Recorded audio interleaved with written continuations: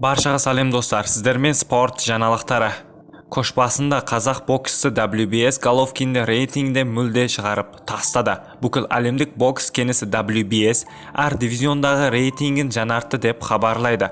Жаңа тізімде орта салмақтағы қазақстандық Геннадий Головкин жоқ. Мұндай шешімге себеп боксының ұзақ уақыт рингке шықпағаны болса керек. Геннадий Головкин 2022 жылы Саул Канело Альварестен жеңілгеннен бері жекпе-жек өткізбеді.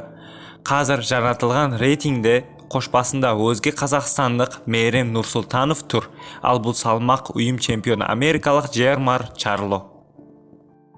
Промоутер Головкиннің оралуына қатысты пікір білдірді. Промоутер Том Лефер орта салмақтағы жұдырықтасатын қазақстандық кәсіпқой боксшы Геннадий Головкиннің қашан шаршы алаңға орын алатыны жайлы сұраққа жауап берді. Бокс маманының айтуынша Гені отбасымен көбірек уақыт өткізу үшін демалыс алған. 41 жастағы қазақстандық боксшы соңғы рет 2022 жылы Лас-Вегаста Саул Канело Альвареспен жұдырықтасып, қарсыласын төртшілер шешімімен жол берген еді. Кейіннен WBI, IBF және IBO чемпиондық атақтарынан бас тартты. Айта кетейік, жақында жасында интеллект Геннадий Головкин мен Канело арасындағы дауыл жекпе-жегі жеңімпазын анықтаған еді.